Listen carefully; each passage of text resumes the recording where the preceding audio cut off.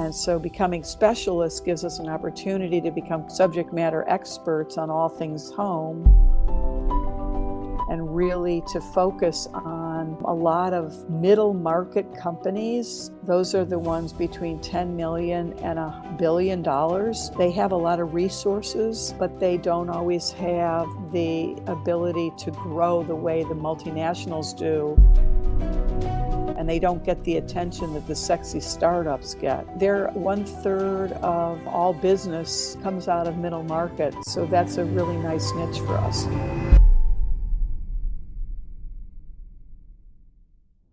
Hello, everyone, and welcome to the Fully Managed by Penji podcast, the podcast where we discuss marketing and business tips to help assist you on your business journey.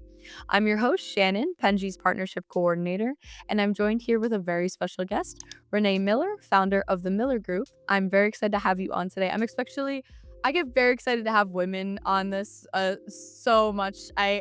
And not that there's anything wrong with interviewing men, but it's just like it's much more exciting for me just because you don't see a lot of women in the marketing world, and I'm happy to see more and more. It's something that makes me really excited, and it's something that marketing is something that I fell into and I actually very much enjoy. So it's really nice to be able to talk to you today. Thanks, Shannon. That's great to talk to you as well. Thank you so much. So, just to start out, would you just be able to tell us a little bit about you and your work and kind of where you came from, how you got up to this point, all of that? Sure. So I started the company in 1990, um, and there were less than 1% of all women in the country owned their own agencies at the time. And in Los Angeles, I was maybe one of a handful. And it came about very, uh, one of those decisions I made.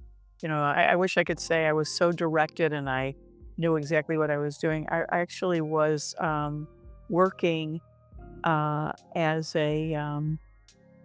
I started off as a journalist, and then left journalism, went into marketing, and it was a job at a healthcare company. I was originally in Arizona. I left Arizona. The newspaper got hired in California at a hospital to work in marketing. Stayed there 2.5 years. Left and then went out on my own and built a public relations agency, primarily in the healthcare industry. And I realized how little I liked public relations. So I left that. Kind of a serial entrepreneur. I left that, went out and started freelancing. And one thing led to another. I started getting people who called and said, "Can you do this? Can you do that?" And ended up with a few accounts that were looking for a place to go. And at the time, there weren't a lot of boutique agencies catering to clients. It was mostly, the large firms. And so we were able to give them a lot of the people that I brought on to work with me were people who were, you know, had huge presence in big agencies. And so a lot of these smaller accounts were getting incredible service and incredible creative from people who really wanted to work with the Miller Group because we were doing a lot of innovative, interesting breakthrough things, winning a lot of awards, getting a lot of media attention. And it just sort of, I was learning at the seat of my pants. So long story, very long. No, not long at all. I've had longer, trust me. So it was very concise. So how did you kind of build your group? So like you said that you kind of fell into marketing a little bit. You had a journey that made you to this point, but it wasn't something that was streamlined that you had planned. How did you kind of develop your team earlier on? So that's a great question. I'll say to you that I'm constantly learning, refining, growing. I spend a lot of time um, taking classes. I'm part of a group called WeBank Women Business Economic Council. It's for a certification for women business owners. I take almost all their classes. I recently finished the Goldman Sachs 10,000 Small Business course, and I was selected to be a part of that. And so it's really um, finding people who really want to support a small agency. And a lot of people that we work with are phenomenal freelancers. We've had people that I work with people. There's a team member who's been part of the Miller Group for 18 years. And he comes out of Harvard. He worked at J. Walter, some of the really big agencies. And he likes that sort of that more smaller, boutique, I don't wanna say scrappy, but that's kind of, that style.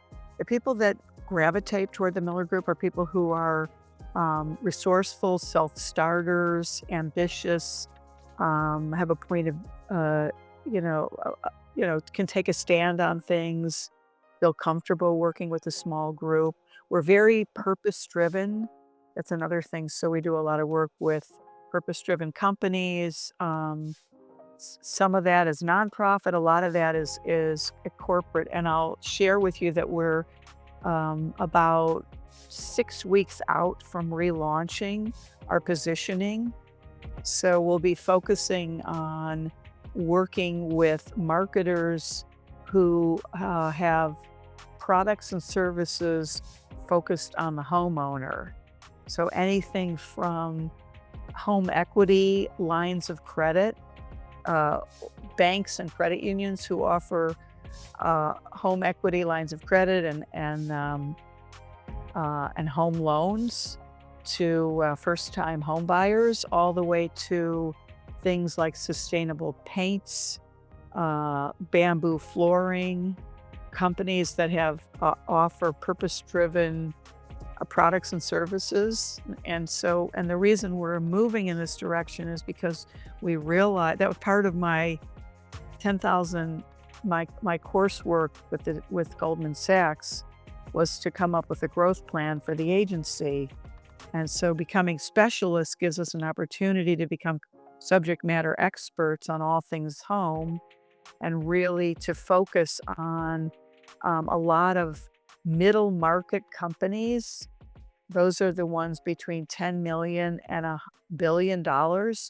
They have a lot of resources, but they don't always have the ability to grow the way the multinationals do, and they don't get the attention that the sexy startups get. But they're one third of all business is comes out of middle market, and so that's a really nice niche for us. I really enjoy that you're kind of niching down a little bit because I do hear that a lot with agencies. Something that comes up actually very often on the podcast because I think that people have different opinions of whether it works or whether it doesn't. So I know that a lot of agencies will not niche down and kind of do a little bit of everything because they get bored from being a specialist in one category, or they find that they're very successful in that specific category because they can perfect it and make sure that they're putting out like their best work. So it's very interesting to hear the different kinds of perspectives. Well, the interesting thing, Shannon, is that it's such a huge canvas that we can play in. Because when I worked in healthcare, doing PR in healthcare was very, very, very niche. It was primarily hospitals, physicians, and even today healthcare is a lot broader. But we've worked with large appliances, small appliances. We've worked with contractors. We've worked in solar. We've worked, so every area have experience, which is great. And there's so many areas of home improvement, home products, home services. It's really exciting because there is such an and in fact we have to really think, are we going to be specialists in one specific area? And at this point we haven't decided that, but um there's so much to choose from. It's really, really fun. So you can, I think that that's a great testament to that. You can kind of niche down, but you can still have a broad enough category that you pick as your niche that you can still be excited every day. Because especially homeowning, there's so many things involved that you can cover under that category. Whereas a lot of people will niche down and maybe their category is much smaller, and maybe that's why people tend to get bored depending on what that is.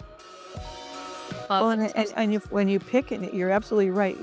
And we're gonna be very selective with the folks that we work with. So, working with marketing directors, CMOs, who really understand and can define, what their challenges are and how we can help solve it together. We are looking at collaborative partnerships, and excited to be, my philosophy is, give as much as I possibly can, and I can do that because I don't have stockholders breathing down my back or shareholders, so yeah. And we try all kinds of things as long as the client is comfortable, activations, because it really takes more. There's so many channels today. Years ago, you had, traditional TV, radio, print. I mean, today there's like 28 to 30 different channels, and you have to really understand who your audience is, segment that audience, and then reach them as specifically as you can. I definitely agree. I like the idea that you won't get bored with your category. I just don't hear that very often because I think that a lot of people don't, they pick something that they're good at, but they don't pick something that can not only continuously bring them business but also keep their staff happy, something that they're able to, something new every day, because I also think that helps a lot of marketers learn and grow, and it's always important to keep growing because the world's changing and the marketing field is changing, so there's always new things to learn, and to have a category that is can be inconsistent and can keep you on your toes is something that's really great. You're right. So, could you tell us kind of a secret strategy that you have for obtaining clients? I know that a lot of people want to just say good work, and that's always the hope. Is that but do you have a way that you keep them coming in? Um yeah. It's interesting because it's very challenging, as you've, I'm sure, heard from, uh, so many marketers. And what really works well is working on the business. Most of us tend to work in the business, and there's a balancing act. So, spending half of my time working in the business, direct with the clients, and then 50% of my time on the business. And that means being very active on LinkedIn, not just pushing out content, but engaging with people. I look at that as it's like a big, big networking party online. Who are you talking to? What are you saying? Are you adding anything, or are you just liking something? So contributing, looking at, the little groups on LinkedIn. I do a lot of networking. I go to probably 2 to 3 events live, a week, and then I do a lot online, through different organizations. And I actually teach, young people. I mentor young people on business development because most of us don't like it. I had to just start learning to like it. And I remember, today there's so many different channels for reaching out. Used to be like years ago, the telephone, pre-internet, it was the telephone and direct mail.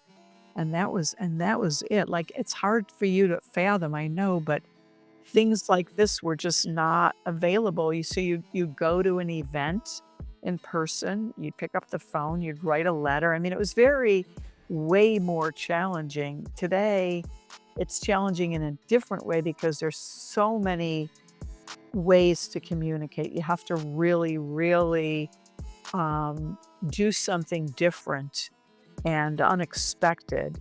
I get probably 200 emails a day from people looking for work. And I would tell you that 199 of them I don't even look at. I just click off on.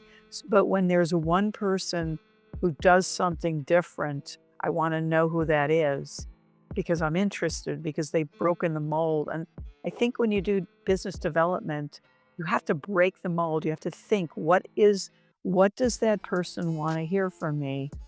If I get another one of these, can we jump on a call together? Or are you interested in me helping you get 5 to 6 new leads a day? It's almost like it's overkill and it's can be very debilitating. So when you come across as doing something new, sharing something different, being more human and humane, people respond, and but a lot of that you have to really be thoughtful.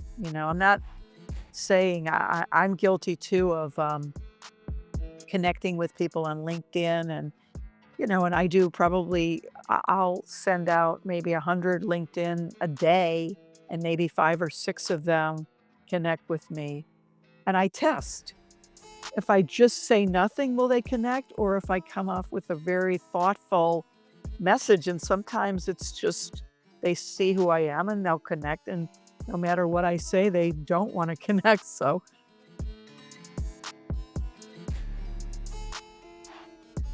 can't hear you. Oh, so sorry. I accidentally muted myself. LinkedIn is something that is, I think, very difficult to navigate and learn.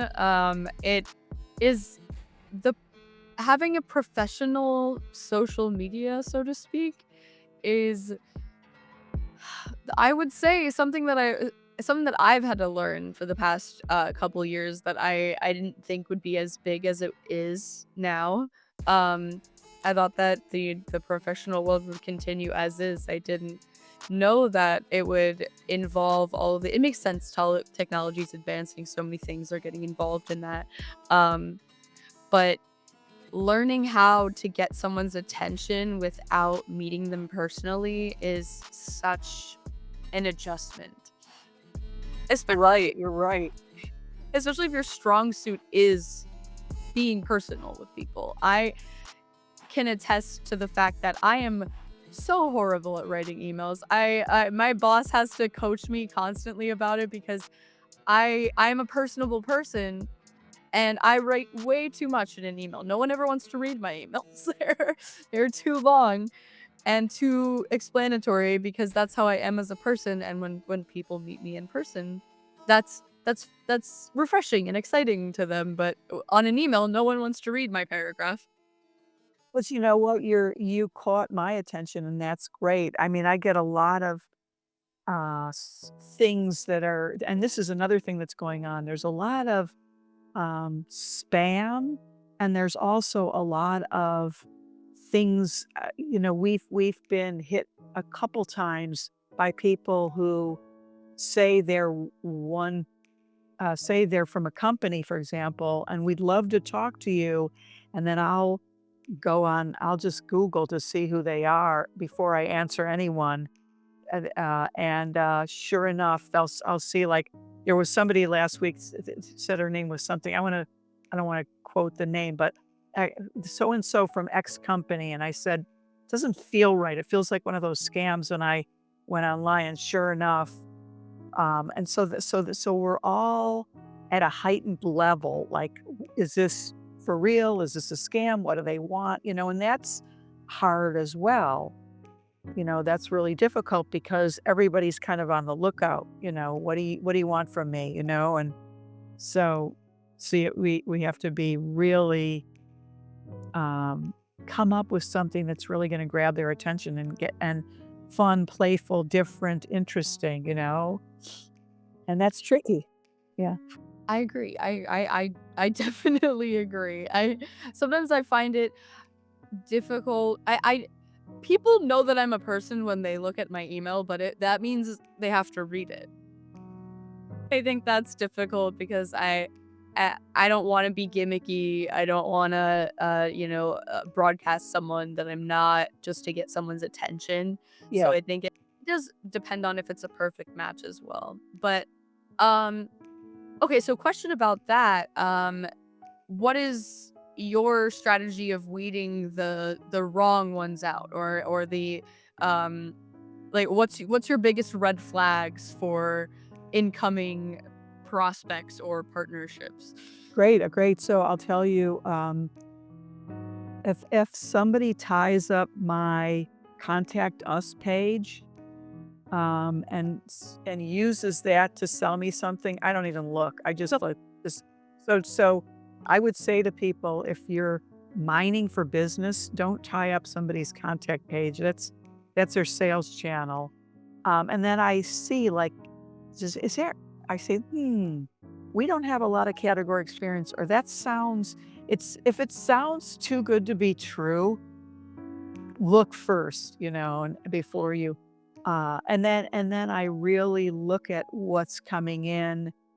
If I get a phone call, we try to vet people before we have a meeting, because there's a lot of people who are looking for stuff, like, we just need somebody to do a website. How much does that cost? So immediately I know by their question that it's probably not a good fit for us. Whereas somebody else might come in and say, we have a challenge, and we need help solving it. And we have X budget and we have a marketing plan in place. And I've been at this company for 5 years or 7 years or whatever. There's kind of hints.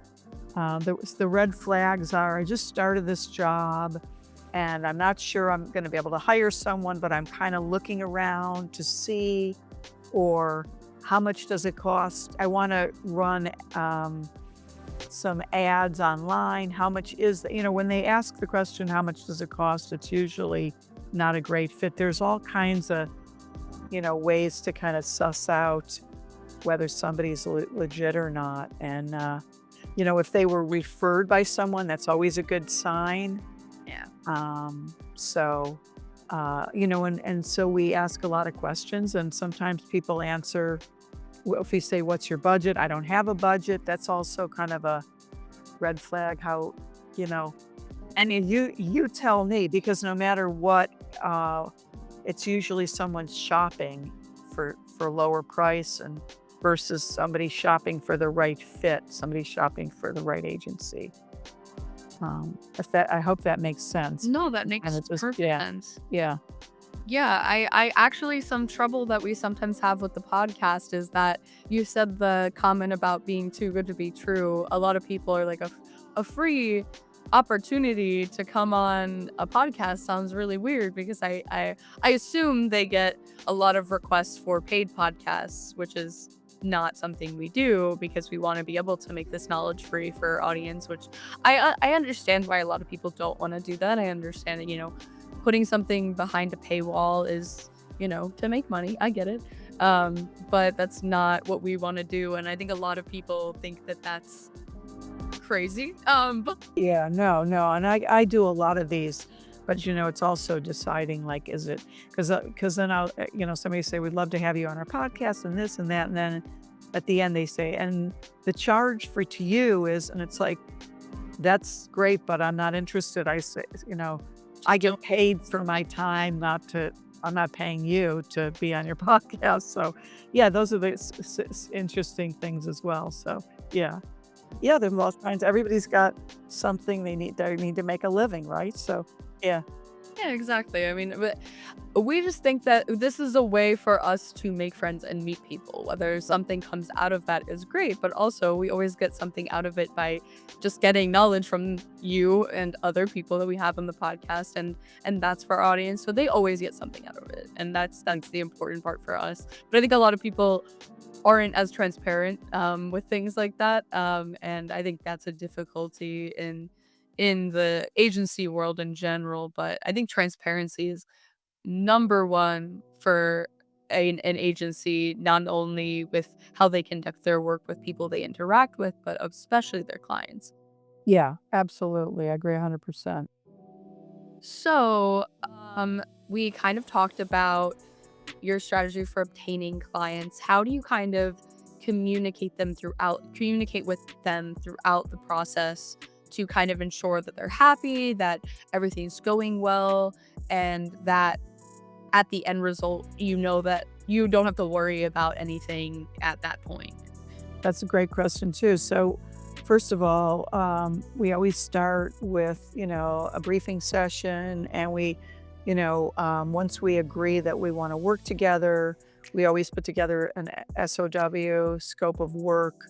Make sure the client signs off on that. We provide a calendar, deadlines, weekly meetings on Zoom, and communicate if we sometimes on Slack, sometimes email, sometimes texting, I mean, phone calls, just to really, and also really important to get a KPI. Like, what do you want to get out of this? If this works, because a lot of clients, especially in the nonprofit world, don't always have that set in mind.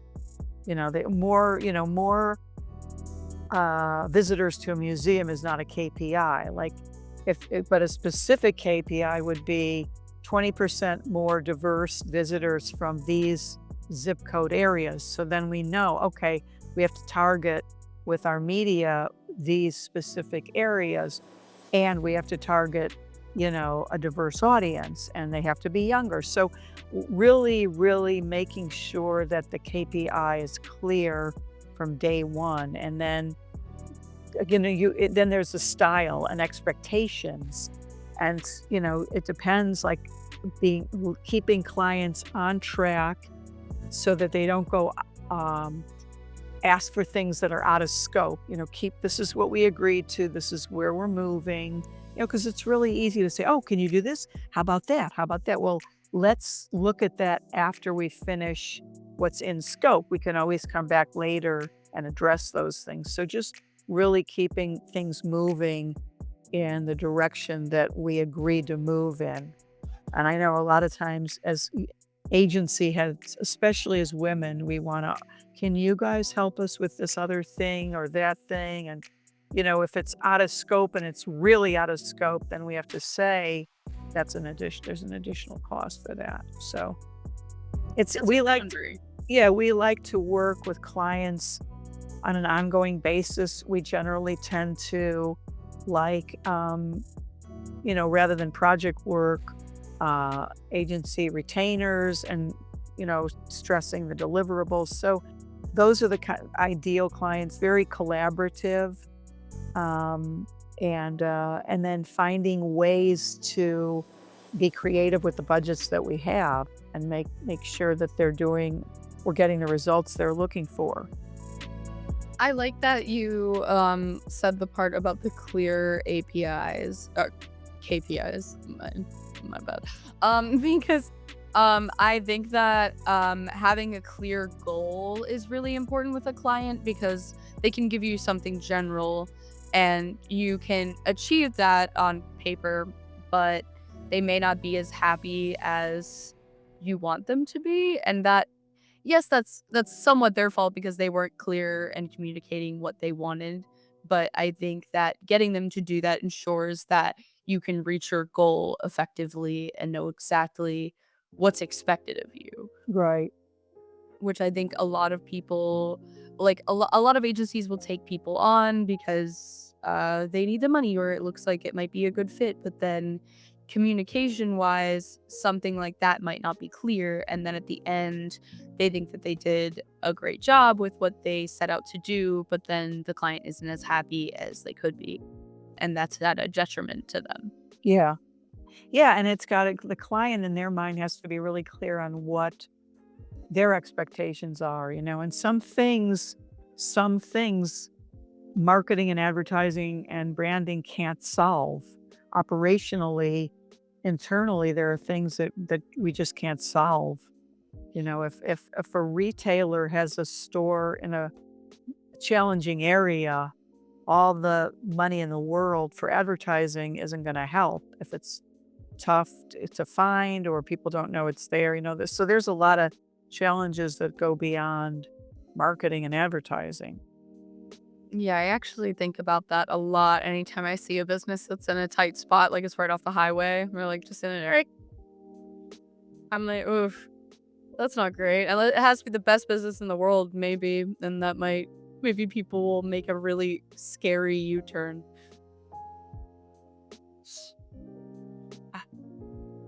Well, I think that might be all the time we have today. I apologize for cutting anything short, but this was so fantastic. Sorry. Thank you Th- so much. Thank you so much. I really got to learn a lot of new things today. That's always my favorite part. That's great. So I really appreciate that, and thank you so much for coming on with me today again. My pleasure. My pleasure. And also, thank you everyone for watching. Please don't forget to like and subscribe to hear more stories like this from professionals like Renee and get to learn more like I do every time I get to do this podcast. Thank you so much.